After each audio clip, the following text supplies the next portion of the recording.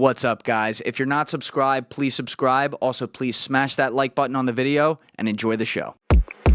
So you need to go and find the manufacturers, the suppliers of those 10 items and figure out who's the best person to buy from as a combination of the sale price and the transportation cost, depending on where those items are located and where it needs to get to.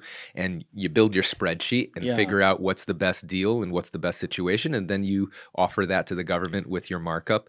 And that way the government gets the best possible price for what they're looking to buy. We're living in this world now where so many people are talking about cutting out the middlemen for things. Right. And yeah, there are a lot of things where you don't really need it anymore, or we're going to see we don't need it. But when people, I think, tend to get ahead of themselves and say like, oh, we're not going to have any middlemen for anything in a decade. I'm like, I don't think so, because what you're talking about, I'm going to invent a not good way to put this, but you're talking about like a complication mode. Yes. Right? So if people have to spend all their time making something all day and worrying about being good at that, and then there's this other thing that has high stakes in this case because you're dealing with the government. If they don't like you, they'll fuck you. Right. Someone in the middle says, oh, all those steps we got to go through, we're going to take care of that. Why wouldn't you? And the government's happy because that's all this person does. It's like having a specialist for things. And like they're not going away for stuff like that. Yeah, exactly. Everyone does the things that they're good at, and they like to concentrate the things that they're good at, and that's the best value for everybody. You know, manufacturer is good at manufacturing. They concentrate on that. Logistics person is good at logistics. They can concentrate on that. Now, different organizations may try to vertically integrate, and they'll be like, oh, we'll get a government contracting department, and they'll hire someone who specializes on that. But that requires investment. It requires time. So oftentimes they're totally fine with, you know what? The companies will give all the middlemen who ask them for prices. They know that they're bidding on the government contracts. They don't want to deal with it. So they're happy to let the middlemen do that part. How long do you think it took before you were in that zone with the fuel stuff where you're like, okay, I know the players, I know the game. I feel like even if it's smaller contracts, I can pick off these contracts pretty good. Was it like 3 months, 6 months?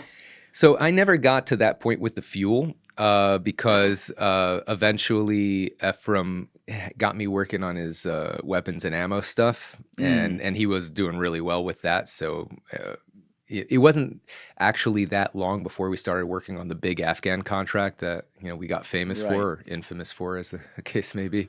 Famous is all right. Yeah, it works now. Yeah, I guess so. But so I didn't. That was actually the only fuel contract that I delivered on. Oh shit! Yeah, so then, he brought you in to diversify, but then was like, but then he was like, and then he was like, I need you to work on these other contracts. Bigger money. Exactly, and it was like already ready to go. So the way I got into the arms side of the business was after I was done with the fuel contract.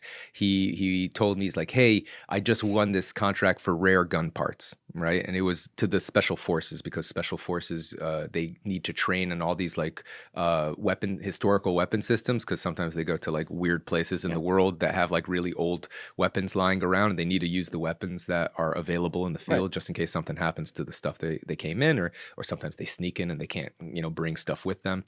So it was a pretty big contract that had like, I think it was like 150 different items, and they were all like rare components, and so very hard to source. But he knew the industry well enough that he knew that other people wouldn't want to bid on this because it was such a pain in the butt to deliver on. So he bid it at a pretty high price, so there was a really good margin. And but he didn't want to actually fulfill the contract himself, because calling up pretty much every gun dealer in America, seeing if they have that particular rare Luger from World War II is just a huge pain in the butt. So he told me, he's like, why don't you handle this contract for me? There's a lot of money in it. And so that's how I got into like the arms thing. And is this I just want to make sure I heard that right. This is the contract that became that Afghan. No. That was that's a different one. But this was like the prelude to that was the first weapons related contract that I worked on. Okay. Yeah. Because my understanding, and like, there's a lot of people listening right now who are fans of the movie, so they've seen it. So there's going to be stuff that juxtaposed differently than what the movie really was versus things that were true. So that'll happen throughout today. But my understanding is that the deals you ended up getting involved with when it got to, I don't know, the big wars going on at the time. It was a good time to be in the weapons business. Were they had to do with the fact that the U.S. government, maybe like a little bit with a little bit of shadiness, wanted to fund like the Afghan militias or whatever with their weaponry, and the weaponry that they wanted to do that with was old Cold War leftover weaponry, which was like sketchy and off the books, so they wanted contractors to take care of it. Is that fair? That is partially true. Okay. They so that led into the Afghan contract. There was, after the United States invaded Afghanistan, I think it was in 2001, after September 11th, the idea was that Al-Qaeda, who attacked us on September 11th, had bases in Afghanistan, and the Taliban, who were running Afghanistan, were protecting them, and they refused to give them up. So the United States went in there and attacked the Al-Qaeda bases and attacked the Taliban and pretty much took over. And they put in a democratically elected government eventually, yes, as the case may be. The president of Afghanistan was Hamid Karzai. Yep. And this was in like mid 2006. The Bush administration was super unpopular, and they realized that the next administration was probably going to be a Democrat, because that's how politics goes, right? If one president is unpopular, then the next one's usually the opposite party. And they were right about that. Obama was the next president. But they also thought that because the Democrats were all talking anti-war, that they would pull out of Afghanistan immediately. And they were wrong about that. It took until Biden to pull out of Afghanistan. Right. But they thought if they pull out of Afghanistan, then Hamid Karzai's government is gonna fail, right? So what they wanted to do is they wanted to arm the government of Afghanistan with as much munitions as they could, so that they could weather the coming political shifts, because the government of Afghanistan was fighting the Taliban, and who were allied with Al Qaeda, so they wanted to continue supporting the government of Afghanistan, and that's the Afghanis. They're used to using Warsaw Pact weapons. Right, that's Can you weapons. expand upon? Yeah, so there's in the world, there's two major different spheres of like influence and weapon production. There's NATO, which is the West, the United States, Europe, etc., and there's the Warsaw Pact countries, which is the former Soviet Union. Like the bloc. Yeah, exactly. Yeah. So the Soviet Union and their allies, the Soviet Union created the AK-47, for example, and that's like the standard weapon for an infantry soldier. The United States created the M16. That's the standard weapon for the West. And of course, they use they're different calibers, so they use different bullets. So you can't use a bullet from one gun in a different gun. In the 80s, when the Soviet Union invaded Afghanistan, the CIA was supporting the Afghanis fighting the Soviet Union. Right. So what they did was they supplied them with Soviet weapons. The Mujahideen. Yeah, exactly. The Mujahideen, right? And who eventually became the Taliban, ironically enough. Right.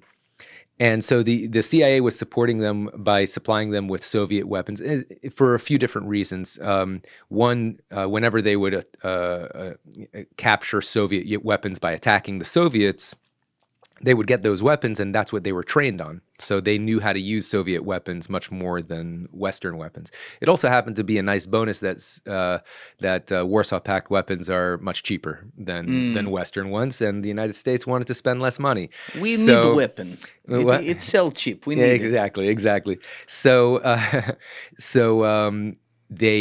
because the Afghanis were used to using Soviet weapons, and it was also much cheaper, the United States decided to supply the Afghan army with Soviet-style weapons like AK-47s, etc. Now, did that create a conflict of interest of some sort, where it's like they don't want to disclose that they're doing that? Or? So no, it was public information. I mean, it was definitely posted on sam.gov. Right. So it's not a secret that they're doing that. However, the sources so the United States doesn't really manufacture a lot of this stuff.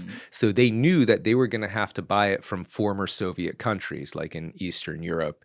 And a lot of those countries have a lot of shady situations going on, a lot of corruption, and the United States doesn't want to get involved with that. So that's why they didn't want to buy directly from from all these, and they also didn't want to deal with the logistics issues of buying. So actually, originally they were going to buy everything from the Russians directly, and because the Russians were it's 12 years. Okay.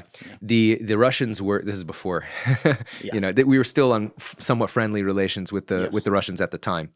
The Russians were the only single entity that could supply everything because they wanted a massive amount of stuff. They wanted enough munitions to keep the Afghans going for like the next 20 to 30 years because they didn't know how long, the Democrats would be in power and who would be the next president, etc. So they wanted to set them up so that they would be good for the next like few decades. Load them up, boys. Yeah, exactly. So I just fucking lost my train of thought. So the Bush government wanted to make sure if the Democrats got in, these guys were all set up to protect themselves with enough weapons. We were talking about the Russians, right? Yep. Right. Yep. Yeah. So they go to the Russians, who had all this stuff and were in okay relationship with them. Yeah. So the Russians were the only ones who could supply everything, right? But at first, I was reading an article about this. When they first sent the request to the Russians thought it was a joke because they didn't take it seriously because it was such a massive amount. They thought they maybe made a typo and like added like 1 or 2 zeros to the numbers, and the State Department had to actually call them up and say, no, we're actually serious. Those numbers are actually accurate. And then the Russians gave them a quote. But then the Russians supplied the Iranians with some nuclear technology, and that landed them on the blacklist. So we were not friends with them anymore. And what year are we? This is 04? This is this is 06. 06. This is 06. So after the Russians landed themselves on the blacklist for supplying the Iranians with nuclear technology, it was illegal for the U.S. Army, who was supporting the Afghan army, to buy the ammo from the Russians. That's also I think that's also the year they like killed Litvinenko in London, so they were getting international sanctions. Yeah, okay. Right. All right, this makes sense. Yeah. There was the relations were going down. Thank you for watching the video, guys. If you haven't already subscribed, please smash that subscribe button and check out this clip's full podcast episode by clicking here or in the description below.